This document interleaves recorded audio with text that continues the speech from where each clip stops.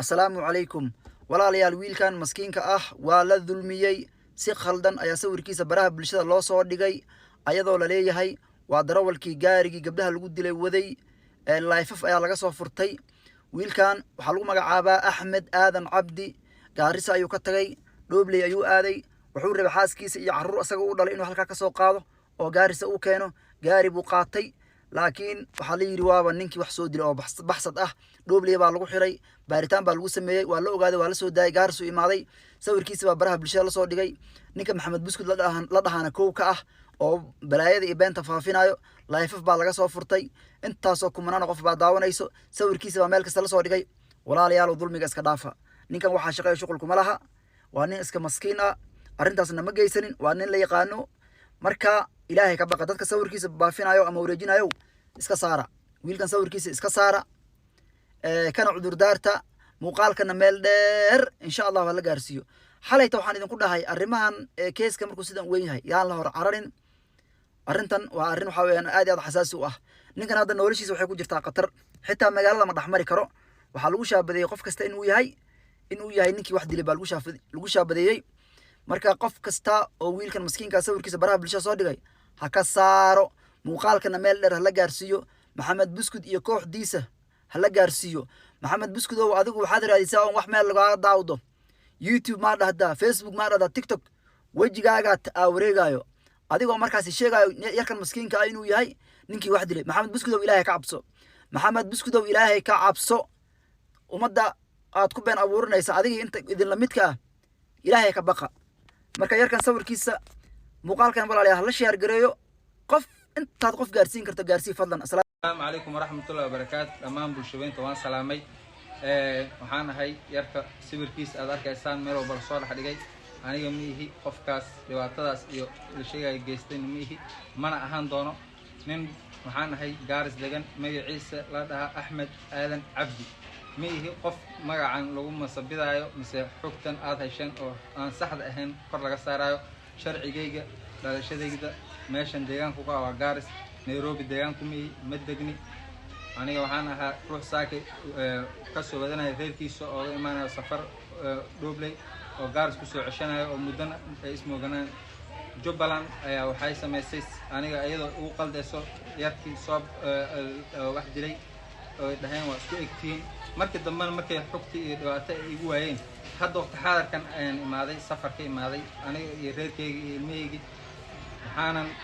أركي فيسبوك اللي شيء إني للسوق اللي عوانك يمجع أنا لهن أوفر لي سعره مركب واحد وقتان أنا جمع هن قفك عاد مغشان بس عاد مغلسان ضد حلفك أو حاسدة أو دبعت أنا يجي سرطة أيا كنتي إني يجوا مصبيدو أو فرين أنا جدبين لهن مسروق إسلام له جدبين لهن دوني يجود بيان أيا حد معين إني يجود بيان برشة أيوة أنا عيق ونكسن كقرنا إن حمد تسروان أنا جم إيه عم كديق لي ما يعيق حدا يوعلنا يا أحمد آدم عبد لها جار سنتجنا عن تدي يدبري جار سويان قوة كيجا وكمان رح جوا الميج وان رح جوانين سلام كيس حاس كيس كلمة تني يسدري حاس كيجا الميج وان يستا من دلان الميج من الدل دونه خاصة الأوغانيستان وعلى السلام dhacdooyinkii maalmahan dambe ka jiray magaalada gaar ahaan xaafadda Islii gabdhihii muslimaadka ahaa ee sida waxshiga loo laayay ee aad looga xanuunsaday ilaahay tabaaraka wa tacaala ha u naxariisto hana u dambi dhaafo qubuurtana Allah u asixiyo arinta iyada ah iyo xiyaalihii ka dhashay iyo sida looga falceliyay inaynu wax ka nidhaahno بعض الكلمات التوجيهية أنا أنكر لحنو كلمة كوبات وحنو تعزييننا الذي يقرأ بذي ديبكو سوكاري سيقونية وحنا لغو تعزييننا تعزيدي نبي صلى الله عليه وسلم وكيري كبرديس زينب مركي علمه كحنو صدي وعي عد صوتي نبي صلى الله عليه وسلم إنه أيماد ilmaheeda lagu soo xaadiray nabigu wuxuu ku yidhi sallallahu alayhi wasallam fariin buu u faray inna lillahi ma akhadha wa lahu ma a'taa alla wuxuu bixiyay isaga iskale wuxuu qaatana isaga iskale shay walbana waqti iyo ajal buu leeyahay ilaahay agtiisa ka magacaaban oo aan marnaba isbedelayn nabigu wuxuu yidhi sallallahu alayhi wasallam faltasbiri gabadha gaarsiiya ha sabirto ilaahayna tabaaraka wa tacaala ajir ha ka xisaabsato agtiisa iyagana intii baan ku leenahay ilaahay waxaan u weydiinaynaa tabaaraka wa tacaala inuu casahooda wanaajiyo ajirkoodana weyneeyo musiibadoodana ilaahay tabaaraka wa tacaala sabirkeeda waafajiyo amwaadaasna ilaahay tabaaraka wa tacaala u naxariisto ilaahay taasaan u weydiinaynaa bedel khayr qabana uu siiyo kelimada labaad dhacdadu markay dhacday tuhumooyin badan baa ka dhashay falkan yaa geystay innaga haddaan Soomaali nahay markiiba waxaynu saarnay ummadaha dalkaynala degan لأن فلك سوء دعي يفول حمديسة أي روح مسلمة أن كسروا بكرين واسدين أقاضنا مركبة تهموين باقي بسمي مينا فرط اللغو في قي ميديها لقاها اللي أرنكاسي وحا يهد إن له بصده مركي وحدعان أما وري مادو إذ أنسامين كي يلنكرا الله وحو إن أمري تبارك وتعالى وركاسي إنت إذا انتلابك قادم إنت إذا كفل علنين هبية اسك هبية يا أيها الذين آمنوا إن جاءكم فاسق بنبأ فتبينوا وركني لما يقانيه لكن مد فاسق الدين لا واحد ور إذين كانوا اسك هبية بأليه تبارك وتعالى si aydan dadka jaahilnimo iyo khalad aydan dadka dib ugu geysanin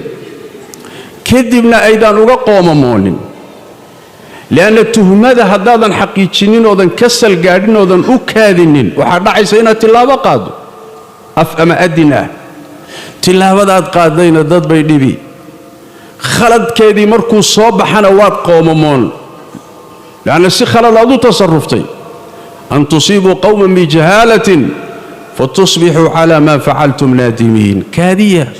كاد سدا خبصدا مصيبة البالسيس دا وحكا قال المجرور صحابة النبي قال الله تبارك وتعالى وحكور يا أيها الذين آمنوا إذا ضربتم في سبيل الله فتبينوا شدك إلهي هدات كسفرتان وصعتتهين اسكهوبية واحد قادسان تلابد قادسان هوبية marka hubsiimadu waa mabda asaasi oo diinteena kamida in dadka la iska tuhmano waa khalad Allah wuxuu yiri tabaaraka wa taala ya ayyuha alladheena aamanu mu'miniintiyow ijtanibu kathiran min adh-dhanni kafogada in badan oo malaha kamida tuhmada kamida inna ba'd adh-dhanni ithmun tuhmada qaarkeed waa dambi wixii hadaadan cadayn u haynin ميديها يوالا يري انتو كو قادو إناد وركا لبو داي او تلاوة كو قادو فالعلين كرالي زاي واقلت او مركان اناقا مجتمعات كالتوهم إني ذلك نقولان نور إناقا صورة قال إناقا ما أهمية يا بل تلاوين كان قادني قاب كان أطلقني إيا وركا هذا الصوب حي او إساقا لفتي سئين له بي أباهن laamaha amniga warka ka iimaanaya iyo qaabkan u tasarrufnay markaad fiirisahay waa kaafiya kala dheeri waay inkastoo iyada lafteeda in la xaqiijiyo la hubiyo u baahan tahay aday marka suurtagal ka tahay Soomaaliyow inagay suurtagal inaga tahay oo xisaabaad khariban baa inugu jira dhalinyaro khariban baa inugu jirta kuwa wax laayaa inugu jira kuwa wax kufsada inugu jira kuwa aan akhlaaq lahayn baa inugu jira kuwa daroogoystayaal baa inugu jira kuwa gaangiska waddanka ka jira la shaqaystaa inugu jira marka inaynu markiiba tuhmada intaan isdhaafinno ummadaha kala saarnaay sax maaha inaan hubinno way waxaan ku kaadinna inta warkiisa la helayo ama la waayayo intaynan tilaabo qaadin oo inaan ka falcelinin waa siday diinteennu inoo farayso waa qodobka labaad qodobka saddexaad markay wax dhacaan oo musiibo dhacdo falcelinta laga falcelinayaa waa in miisaanka shareecada aysan tilaabin oo dhaqankeennu mar walba uu shareecada ku miisaaman yahay haddaad murugsan tahay iyo haddaad warbahaysan tahay iyo haddaad dhibban tahay iyo haddaad dheefaysato iyo haddaad ladan tahay iyo haddaad roon tahay iyo haddaad xaalad kasta waa inaad laasimto waxaad samaynayso shareecada ilaahay tabaaraka wa tacaala gar u heli maysid waan xanaaqsanaa garna u heli maysid waan murugsanaa garna uu heli maysid tilaabooyinkaad qaadaysay khaldan sabab lagu garaaba heli maysid sidaas daraaddeed intaadan tilaabada qaadin horta u laabo maxay shareecadaadu qabtaa alla muxuu ku faray rasuulkiisa maxaa ka sugan salawaatu rabbi wasalaamu calayh masaa'ibtu markay dhacdaay sax ma aha dhibkii dhacay dhibaato kaleeta in looga jawaabo lagaga falceliyo nabigeennu sal alla alay wasalam xadiidka saxiixaynka ku yimid min xadiidka cabdullahi bn mascuud wuxuu rasuulku leeyahy sal alla alay wasalam markay musiiba dhacdo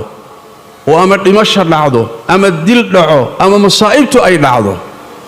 oy dadku xanuunsadaan oy murgaan oy walbahaaraan naga mid ma aha buu nebigu sal alla alay wasalam ruuxii maryihiisa googooya jeebka halkanaa la yidhaahdaa jeebka dilaaciya dhabankiisa dharbaaxa oohintii iyo baroortii jaahiliyada baroorta musiibaad ka falcelinaysaa haddii intaa laguu diiday ka warran inaad ku kacdo fal keenaya nabadgeliyadii inay dhibaato gaadho keenaya in dad la boobo keenaya in fursad la siiyo kuwo fara badan oo mujrimiin ah oo doonaya wax yar inay fursad helaan kadibna inay dadkii xoolahooda ku xadgudbaan markaad mudaaharaad abaabusho aadan xakamayn karaynin oo aad ku xadgudubto dadkii ku xadgudubto oo laamihii amniga iyo booliiskii aad la dagaalanto oo dhagax tuurto oo dadka xoolahoodii aad sabab u noqoto in la dhacaayay shareecada kuu bannaynaysa way yaa inoo fasaxay dad aan Soomaali ahayn oo xaafadda inala degan ayaa xoolahoodii la dhacay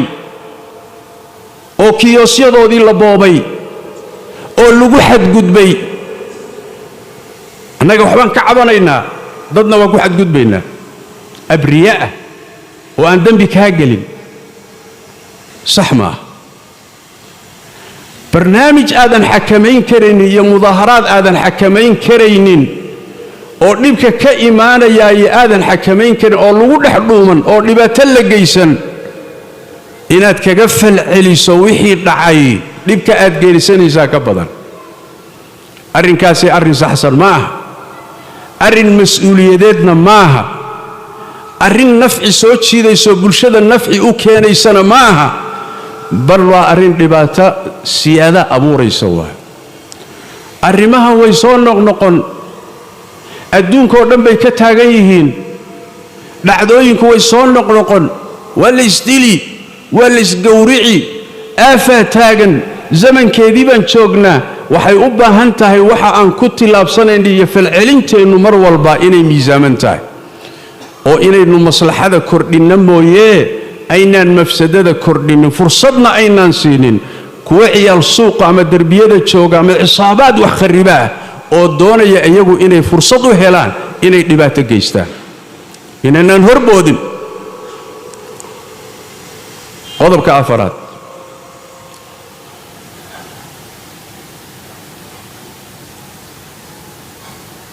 ruuxa muslimka ah wuxuu mudan yahay looga baahan yahay amran yahay inuu qaato taxadarkiisa gaar ahaan wakhtiyada iyo xaaladaha iyo meelaha cabsidu ka jirto la baqayo inuu taxadarkiisa qaato الله بقى إن أمر تبارك وتعالى يا أيها الذين آمنوا خذوا حذركم مؤمنين تيو تحذر كينا قاتا قوبيه الدقال كان لقى هالله روح مؤمن كإنه وقاية إسئلالين تمروا البكود دالو قدرتوا وميل عليه قدرتوا ميل بيت الله لما باتشنكروا لكن واحد شراه قدر إلهي بقى لقى عررا oo tu alla leeyahay loo cararaa asbaabtaad isku ilaalin lahayd inaad qaadato la timaado waxa ka dhasha qadar ilaahay waxaad ka cararayso waa qadar waxaad ku cararaysana waa qadar alle Umar ibn Khattab radiyallahu ta'ala anhu wa ardaah markii Shaam daacuunku ka dhacay ayaa wuxuu aaday Shaam dhexda markuu ku sii jiro oo uu Shaam ku sii dhow yahay ayaa daacuunkii loo sheegay kadibna Umar saxaabadii buu la tashaday magalla mise waa laabanaa tashigii dhexdiisa waxaa ka soo baxay nin saxaabada ka mida ayaa ku yidhi Umarow حديث بان أنيق النبي محمد كما قال صلى الله عليه وسلم أرنتنا وكلا كصابسا أو معوية هي النبي وحي يريد صلى الله عليه وسلم داعونك هدو دول كرعو حقلينا انت كتشرتنا يسان كبهن عمر مركي وحوقو عن صدي إنو كان قضاء ماشي داعونك كرعي أبو عبيدة أمين هذه الأمة أيا وحوكويري يا أمير المؤمنين أفرارا من قدر الله مؤمنين تأمير كودية ومقدر إلهي بات كعراريزا عذر كان ماشي كتشراي إنو كقول له قدر إلهي واي هدوس إلهي كو قدر إنك كقول له إمايو محادو عراري مركز وحول عمر رضي الله تعالى عنه وأرضاه لو غيرك قالها يا أبا عبيدة أبو عبيدة هذا الكاس عيدان أديق أهين هذي له الهيت أديق وكل هذا الكائن هذا ما أهين عيدان أديق أهين بوكوها بونا هذا الكاسي مركز وحول نعم نفر من قدر الله إلى قدر الله إن كعرضنا عذركم ماشو كرعي وقدر ماشا فيو آمن كائنا وعررنا وقدر قدر إلهي بان كعررنا بذ الله وانكو عررنا روح مسلم كأنه أسبابته وقاية قاتا يوالا مرمان أسبابته سيكون الشرعية ومثلا إنه الروح يحرس حده وتوقمه يمسنه قلبتي أذكارتي هذا الصباح دي أذكارتي هذا قرقا مركز كصباحي أذكارتي هذا مركز جليس أذكارتي هذا حرس حدوة الروح مؤمن كأكوة ريكسن الله كو إلالينا يواه سيدو كالي meelaha cabsida ah markaad joogto ama marayso waa inaad taxadartood is ilaaliso oo aad qaadato asbaabtii aad ku ilaashami lahayd gaar ahaan beledkan aynu joogniyo maanta Kenya bulshadu waa gaajaysan tahay dadku waa baahan yihiin in badan oo iyaga ka mida khatul faqri bay ka hooseeyaan waxay cunaan bay leeyihiin ظروفta noocaas oo kala markay dalka ka jirtana oo dadku baahan yihiinna waxa badanaysa inta sida khaladka wax ku raadinayso wax dilayso wax kharibayso wax boobaysa ayaa badanaysa adigana waa lagu tuunsan yahay Soomaaliya adigana dalka hadaad joogto inaad dheregsan tahay baa la tuunsan yahay sheebka inuu dollarkaaga buuxa la rumaysan yahay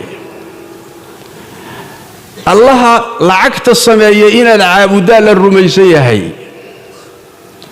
الدنيا ميلاد كلا دكتو إن الله أضحيبا للرميسي حتى أذوق قوت كاقبواي هدي اللي قلتهن سيهي ضل كنا باهي هي معاذ باهنتاي إلى تحدرت هذا باهنتاي taxadarkaaga qaado haddaad isdayacdo ood u dhaqanto qaab aan sax ahayn duruufta dalka ka jirtana aadan fahansanayn adaa sabab ah waxa kugu dhacay sidaas daraaddeed taxadarka qaata soo wax la yaab lama aha gabadhii Soomaalida ahayd iyadoo xijaaban oo boorso yar garabka ku wadata ma aqaan wax ugu jira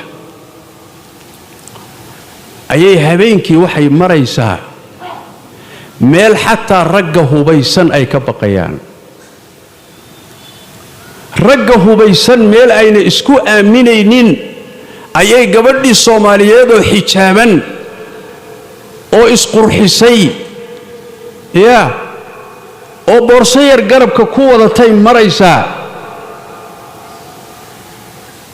haddii la qabsado haddii la kufsado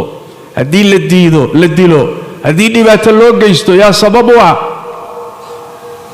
indha adaygaas iyo dhiiranaantaasi waa gabdhaheennii raggeenna iska badaa